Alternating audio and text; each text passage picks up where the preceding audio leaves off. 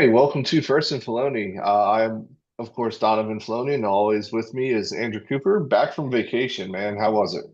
It was good. Nice to get away. Come on back home to reality. Yeah, I'm sure. Always good to have a little vacation here as well, especially you had a long summer. But let's go ahead, before we get started, let's get into some of the news stories that kind of popped up over the last 2 days. Mike Gundy was the third Power Four coach fired. Are you surprised? Did he get fired? Didn't it go out the remaining of the season? Nah, I think after the loss to Tulsa kind of solidified with the boosters and everything wanted. I mean, man's been there, what, 21 years, I think? Yeah, 21 years. Yeah, I was kind of surprised that it happened this early, but apparently he wasn't getting along with, like you said, the administration and the boosters. And I guess it would make sense that, after that loss at Tulsa, something like that would happen. Um, but he made that program great. Like nobody remembers the coach beforehand, and he says he wants to coach again. But I'm hoping that he goes in the TV a little bit before, because I would love to see him. We know we've got some pretty epic press conferences from him. I'd love to see him on a microphone, on like college I game day or mean, big game 20, kickoff. yeah, but 21 years at one program is pretty impressive these days anyway. He was the longest tenured or second longest Yeah. tenured head coach behind Kirk Ferentz, which I don't know if he's going to be much longer either. No, not the way Um, the season's shaking out. Next one is John Mateer is out for Oklahoma for at least a month. Does this affect his Heisman campaign and kind of just Oklahoma in general? Yes.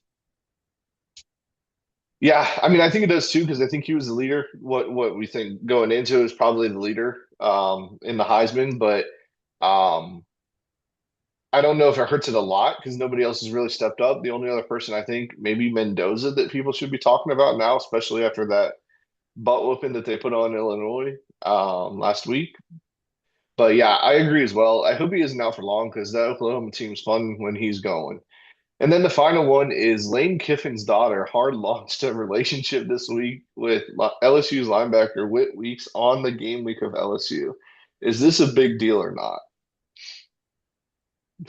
Uh, Distraction. Yeah, maybe just a hair. So I don't know, man. Like, don't you think Lane would know that they were dating? If, Yeah, I mean, I'm sure he's not an idiot. I mean, what does he care? You know what I mean? yeah, I'm not sure it's that big of a deal. Lane even jokes about it on social media a little bit. I think the only one that it might be a big deal for would be Witt with all the trash talk he's gonna have to deal with during the game from, Ole Miss players. But I don't know, man. I just thought I had to get that one in there too because I thought it was kind of funny. So, okay. So let's go ahead and start with quarter one surprises and disappointments of the year. So we're what 5 weeks in, 4 weeks in to college football now. So we have a good grasp on everything. Before we get into conference play and midseason awards and everything like that, kind of want to go ahead and acknowledge some surprises and disappointments for this year. Um, so let's start with surprises. For the first 4 weeks of the season, what surprises do you have? This could be like teams, coaches, players, surprises in a good way. I got three. I mean, definitely Vanderbilt's success still. Yeah. I mean, you can't really deny that. I mean, Diego Pavia has proven that he can win. Another positive would definitely be Indiana with Kurt Signetti. Yes. I mean, he's steadily, the turnover ratio for that right now is The is team's through the roof. rolling. Yeah. And I want to say for my third one, I kind of want to stick with, I didn't really know if I wanted to say this, but definitely Oregon. I mean, brand new Yep. quarterback in there. Dan Lannon, he just, no matter who he gets out there, he always finds a way to get a good quarterback to fit into that system who continues to play well year after year. Yeah. Yeah, I mean, so I didn't have Vandy, so let's go back to that. I agree. I didn't even think about them, to be honest with you. They just put 70 points on Georgia State, who beat them last year. And nobody's taking Vandy seriously. I wonder if we have to start talking about them for maybe the playoff conversation because they're undefeated. They're 4-0 right now. And I know they haven't really played anybody in the SEC besides South Carolina, but they beat South Carolina. So they were pretty favored going into the season. I had Indiana as well.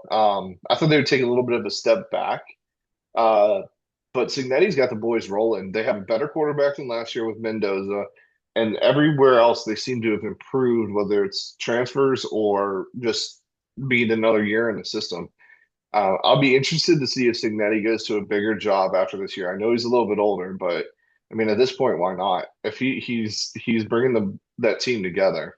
Oregon as well. That's another one I had. They do have a young team. They haven't really played anybody yet, but you're right. Landing has got the young boys believing, especially that quarterback, Dante Moore. I know he's what 3 years into college football now, and he was a 4 or 5 star coming out who's heavily recruited. And he got a chance to sit behind Dylan Gabriel last year. We might need to start talking about Dan Lanning being the quarterback whisperer as well, because if you look at Bo Nix and Dylan Gabriel and now Dante Moore, I mean that's 3 years in a row of solid quarterback play. And then the other one that I had that you didn't have, and you were on them 2 years too early, about Texas Tech, man. That Yeah, oil money, yeah. that oil money is paying off, Well, man. They didn't. let's just say I have not given up on them. I have mentioned them a couple times You this have. year. You were on them big 2 years ago. I remember that. You were on them big 2 years ago, and they just haven't. I think Joey McGuire's got the boys going. The oil money's paying off. They didn't really get big names in the portal, but they filled in the team with solid guys and their culture kind of guys. And I think that might be the way to go, right? And even the backup freshman quarterback is electric, right? We might have a quarterback controversy here coming up. The way that he torched Utah at Utah last week after Morton got hurt, but more to come for that.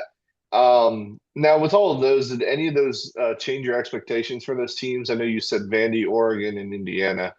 Does that change your expectation for those teams? Do you see that? I know you had Oregon in the playoff as well, but Indiana and Vandy, do you see them in the playoff?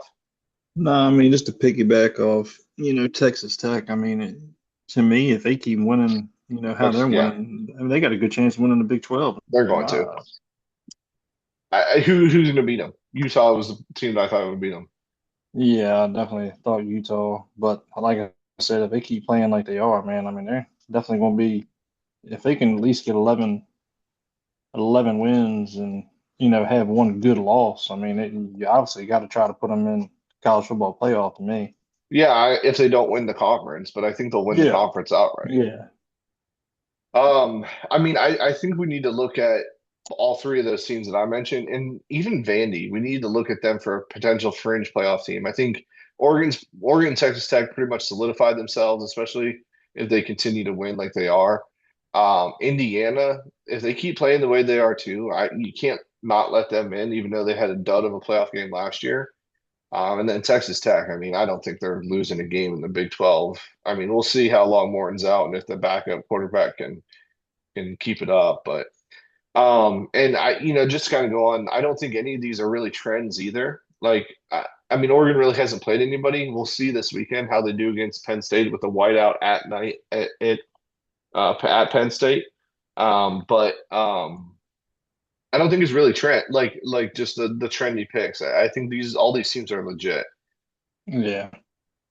Okay, so let's go ahead and move on to the disappointments of the year so far. I mean, I got four, and Yeah. one of them I'm not even going to talk about. I mean, it's Florida for obvious reasons. I was high on them. I drank the Kool-Aid after the good finish they had to last year. Napier's just got to go. I'm going to continue to say until he gets fired. The next one I had was Clemson, and we kind of Libby and I kind of talked about it last week, and you and I have talked about it several times, but if Dabo doesn't go into the portal and get with the times, Clemson's not going to be anything but a 7, 8 win team anymore, no matter how good of a coach you are. But the two that I really want to focus on here is Penn State and South Carolina, and they're both very similar, right? South Carolina, we had very high hopes going in with the star quarterback. Same with Penn State, star quarterback Aller. What was the question for both teams was their wide receiver core for both of them, and neither one of them have panned out. Now it could be two different things, right? Penn State has not played a single good college football team at all, and they could be saving all their good plays for this weekend when they play Oregon. But South Carolina doesn't have an excuse. They've played decent teams. They played and they have a loss. Um, or they have two losses because I guess they lost to Mizzou last week too, right? So, I think both of them. unfortunately, like I was high on both of them. I had Penn State as the national champion this year, but I have to say, even though Penn State's undefeated, they're probably the biggest disappointment just because I was very high on Aller the last 3 years and he just has not improved. Yeah, so only one that we disagreed on was the Penn State one. I had Wisconsin. Yeah, true.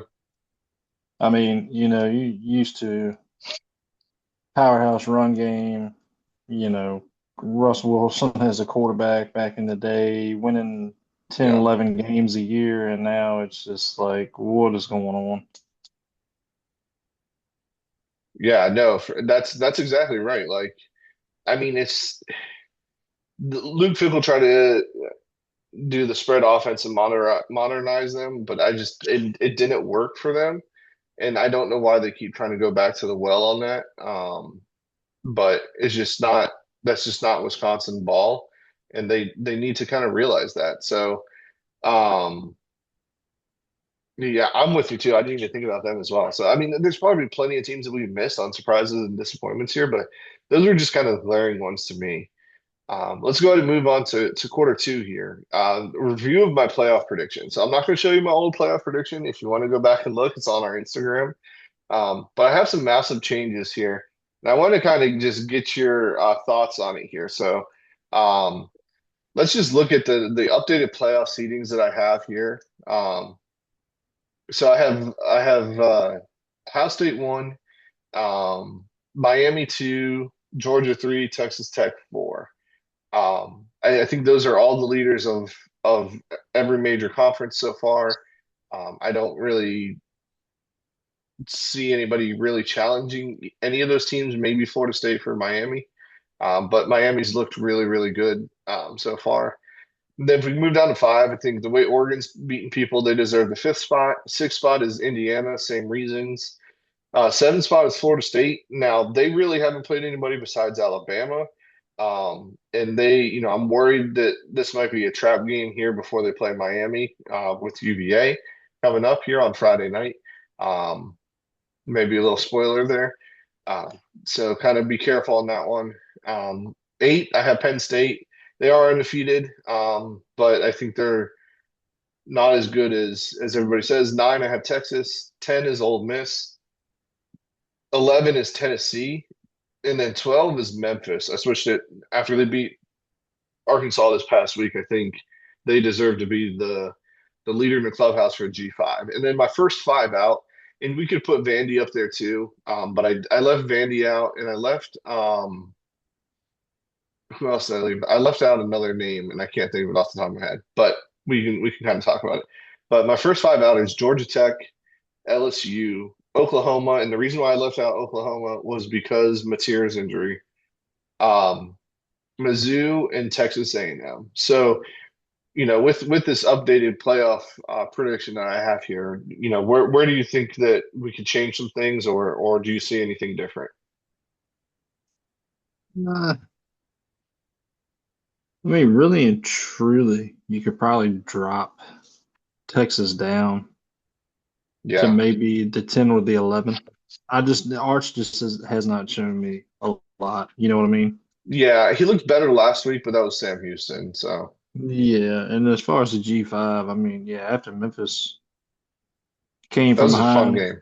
yeah, after they came, being down 20 something points or 20 It's or 12 points, I 12. think it was. Yeah. I mean, they're definitely the front runner for the G5. Georgia Tech, yeah, we obviously know they're definitely going to slip up. They always do. LSU, yeah. Oklahoma, I agree with. Mizzou, Texas A&M, yeah. I mean, other than that, I mean, to me, those are the top team. All this could change after this week anyway. Oh, probably will. We have a really big slate this weekend, and we haven't had our upset weekend yet so far. We had a little bit of one, I guess, in week two, I believe it was, but we haven't really had a major upset weekend, and I think this one might be it. But um, I mean, I just can't justify putting. I want to put Georgia Tech in so bad, but I can't justify three ACC teams in this year, even though I think the ACC is a lot better than we thought originally, and I can't put in another Big 12 team. I know we have Arizona State potentially. Mississippi State was the other team that I kind of had borderline. Um, but I think they're going to lose probably this weekend to Tennessee. But um, I mean they've done really well this year.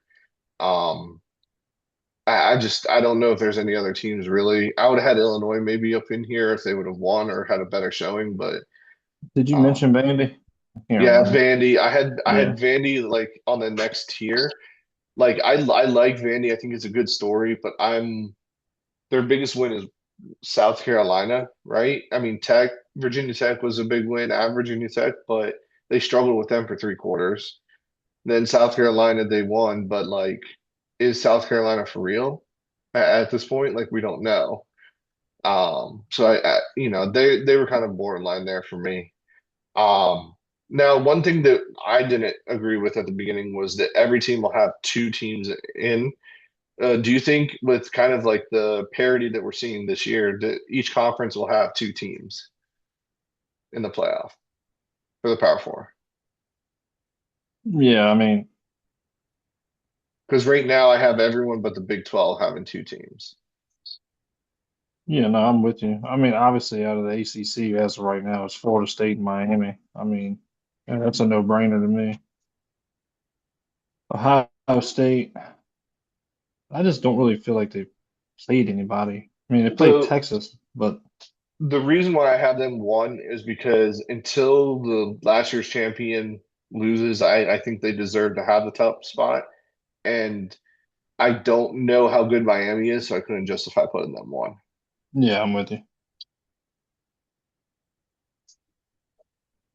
I don't know, man. So we'll see. It'll be more exciting to see. We might do this again to kind of see when we get closer. But wanted to kind of just get your thoughts on that and kind of see where we're going there. I mean, Tulane, I thought was for sure going to happen. That's going to be a fun conference to watch.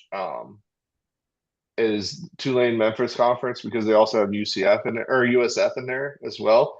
Like I'm interested to see if the G5 representative comes out of there or if ODU makes a run. Everybody's saying, look out for ODU, look out for ODU.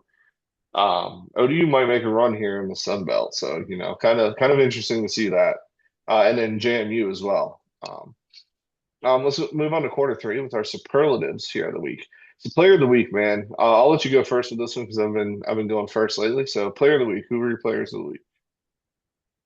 Mm, be honest, I didn't really get a chance to watch a whole lot other than highlights. I mean, uh, right now, Carson Beck in Miami. Yeah, yeah. My player of the week is one of them is coming from Miami as well, but on the other side of the ball, Ruben Bain Jr., the defensive end. He just like eliminated everything Florida wanted to do. Not that their offense was high powering by any means. He also got an interception. Like he just was the game changer for that defense. And then the kid that you called me on the phone to talk about, Will Hammond from Texas Tech, the freshman coming in after Yeah. Horton got hurt and just lighting up Utah at Utah. We don't see that. You don't come in and light up Utah at Utah. Those are my two players of the week. I'd be interested to see how long Morton's out. I'm not sure. Um, I missed that injury. I was watching the quad box, but it was on the sound was off at that point. Um, so I'm interested to see how long his injury is and if Texas Tech can maintain it with a freshman quarterback. Game of the week. I'll go first. I had two. Memphis versus Arkansas. I mean, that game was just absolutely fun. Um, it was back and forth until Arkansas kind of pulled away in the second half, and then oh wait, there's a comeback in the last minute and a 50-yard touchdown run from Memphis to take the lead and win. I'm not sure why Pittman's still there, um, but if for some reason he doesn't get fired, we need to see Taylor Green on a contender next year because he is a great quarterback and he just needs help. Like Taylor Green is a nasty quarterback for Arkansas, and just he really impressed me, even in that game as a loss. I want to see him with a contender next year in transfer. I'm not a big transfer proponent, but like that's just is what it is these days.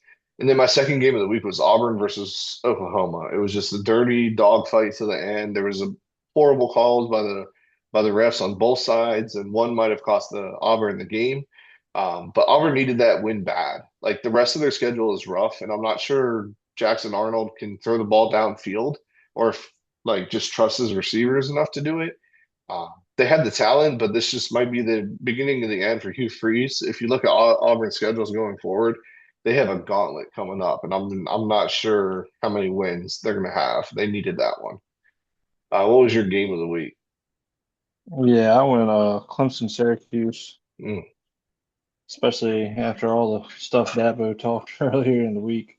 yeah, And definitely the Memphis and Arkansas game as well. I mean, that I caught the tail end of that. And to see a second string quarterback coming there because the first string quarterback's helmet came off, and you thought he was going to get bunched up and Arkansas was going to get a chance, and he literally drove his legs 3 or 4 more yards past the first down marker and won the game for them. yeah. I mean, yeah, and they have a crazy running attack, dude. It's just Memphis looked really, really good, and I called it last week. I said, look out for the upset alert there. All right, winners of the week. Talking about Syracuse Clemson, I think Fran Brown is the winner right there, right? Like he has to be going into Clemson and not only winning as a 17-point underdog, but completely dominating in a rough atmosphere. Angeli got hurt, which is not good for Syracuse, which is why I didn't put Syracuse as a whole, and probably why I left them out as well in the playoff bracket. But I'm not sure, like if if Clemson doesn't get it together and they end up letting go of Dabo, which rumors are starting to swirl, why not hire Brown? He would be a perfect fit for Clemson and could bring talent there because look, we brought talent to Syracuse. Imagine what he can do with a bigger name like Clemson. That may be fun to watch. And my other winner was Texas Tech and Indiana, kind of for reasons we've already stated. They're both the real deal, and there's no denying that anymore. They're just dominating teams, and they played two tough teams this past weekend and dominated. Texas Tech didn't dominate the whole game for Utah, but the second half for sure.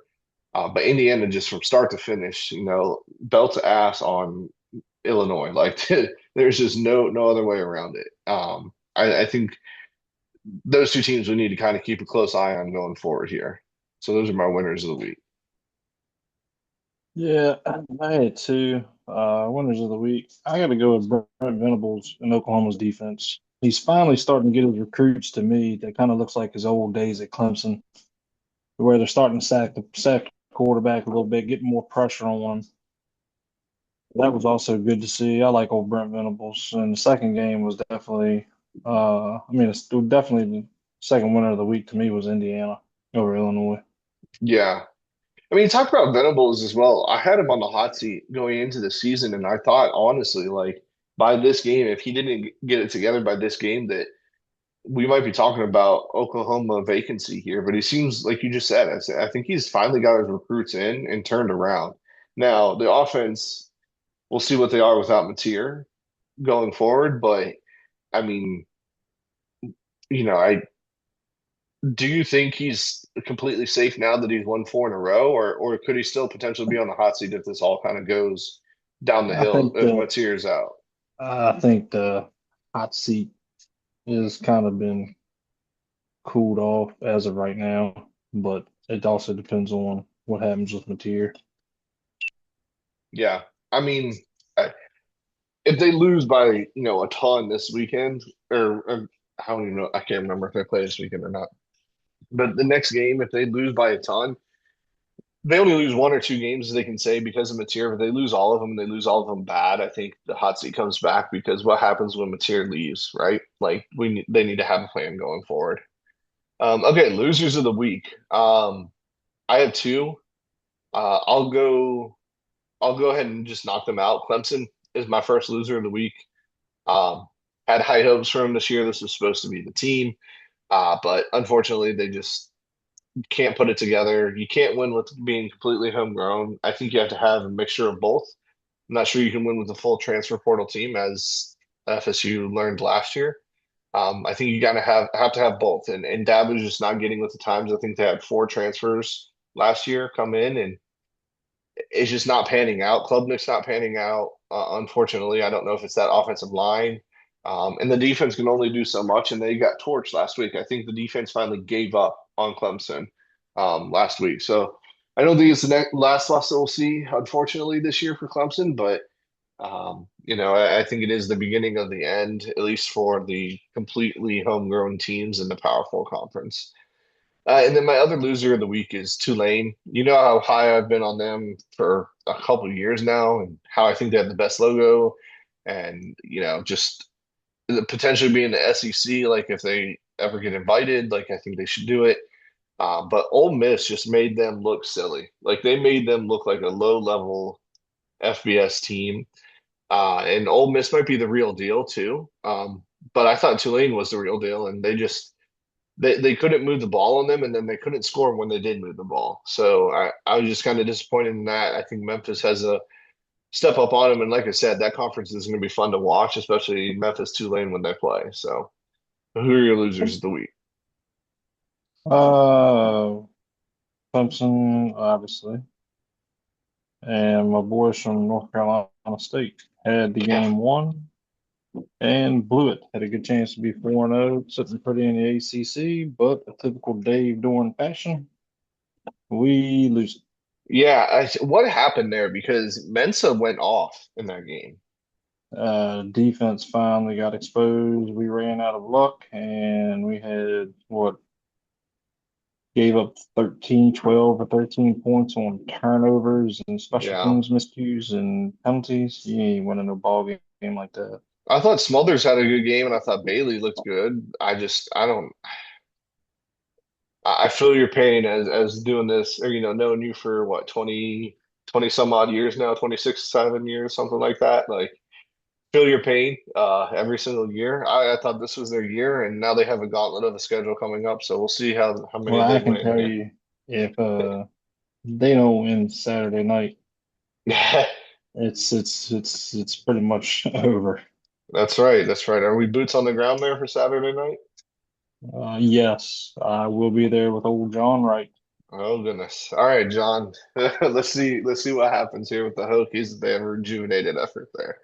Let's go ahead and get into game picks. So this year here, locks are 25 and 19, so still in the winning percentage here. And Andrew, you're wiping the floor with me on picks this year. You're 32 and 14. I'm 28 and 18.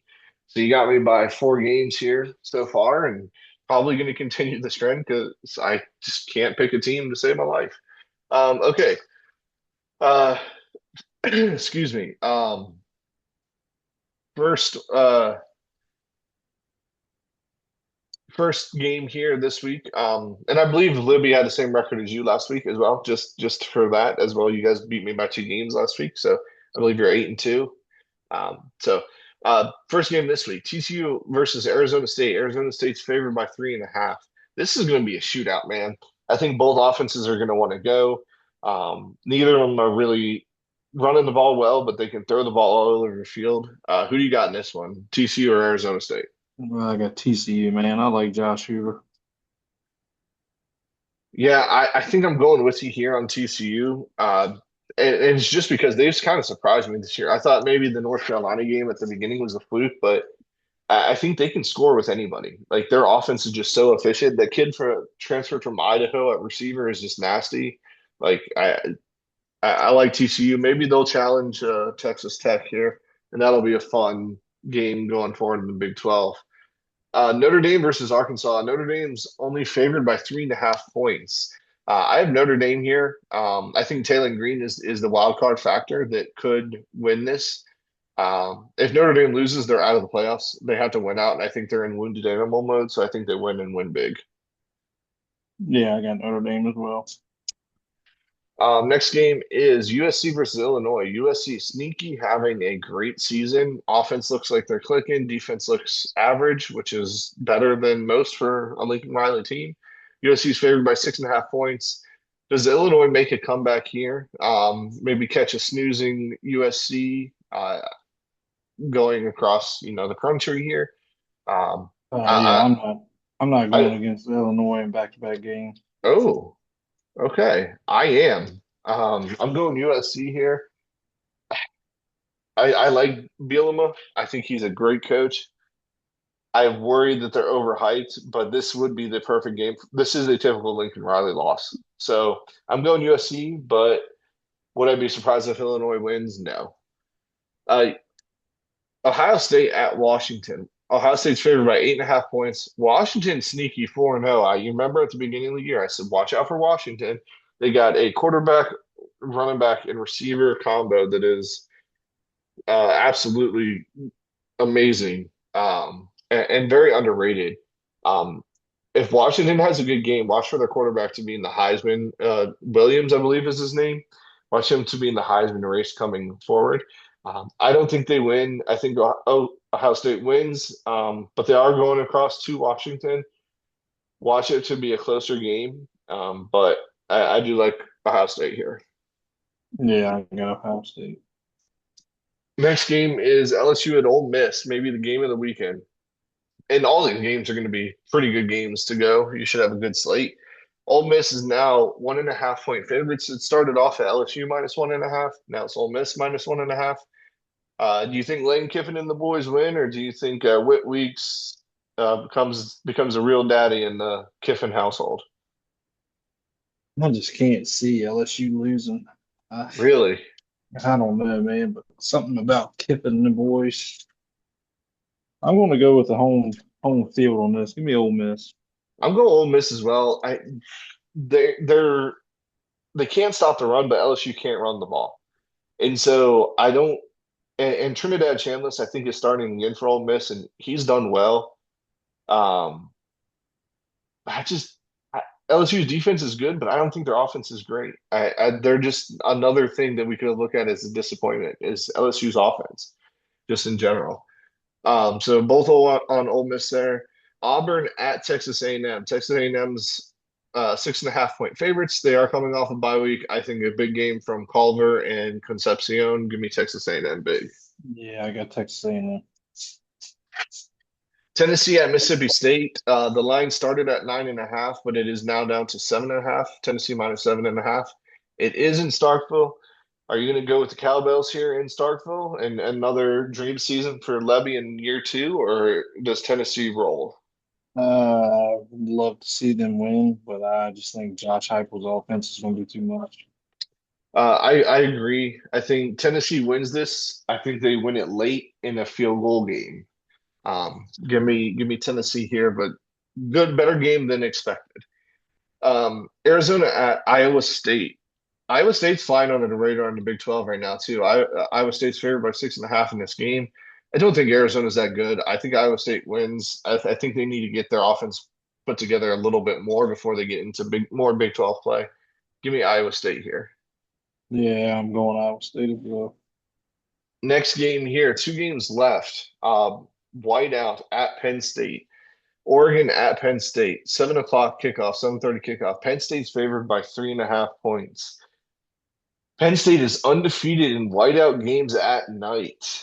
Do they keep this trend alive, Mr. Cooper? Yeah, no, I'm not going against Beaver Stadium at night, especially with the whiteout.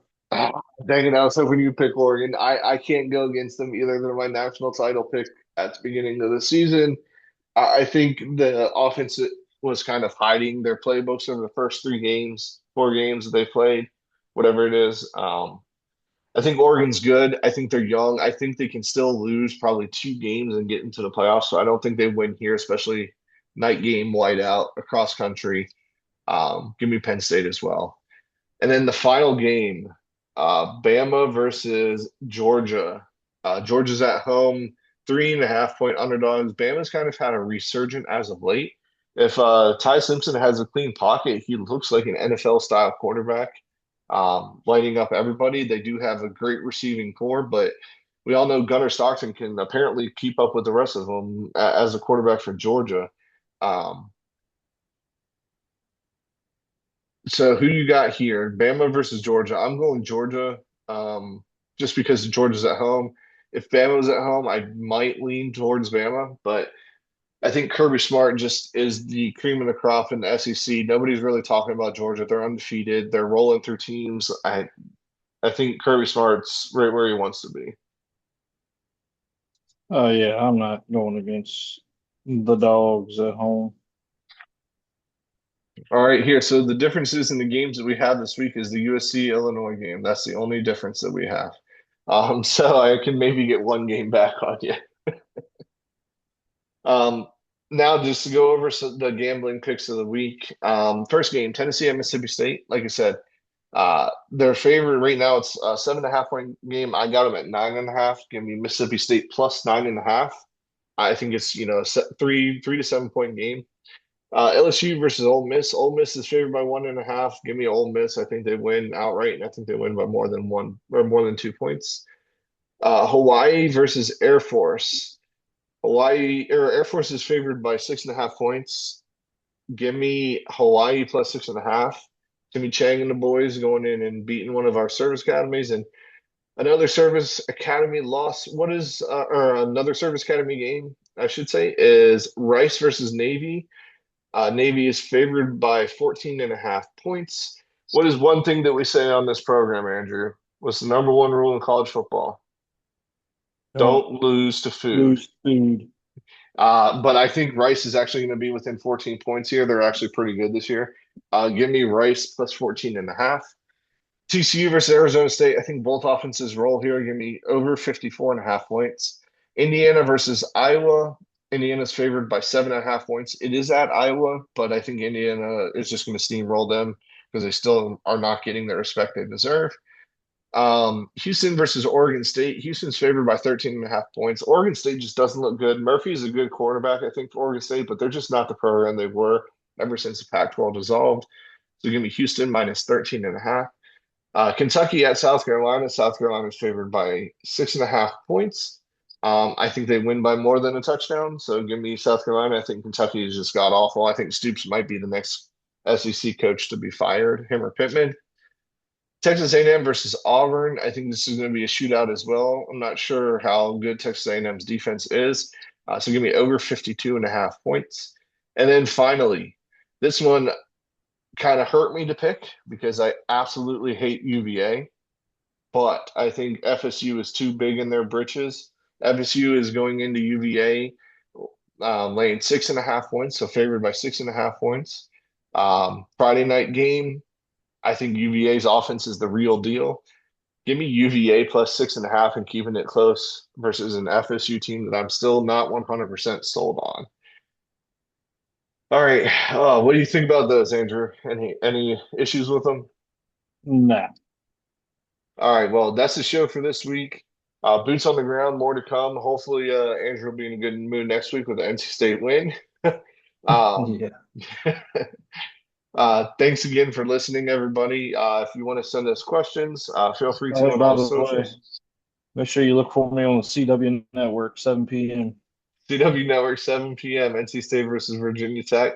Night game down there in Raleigh. I Um, think they're calling for a little bit of rain too, so it's going to be a little yeah, interesting. so might be a repeat of Hurricane Matthew when we went down there. Okay, so well, thank you guys for listening once again, and we'll see you next week.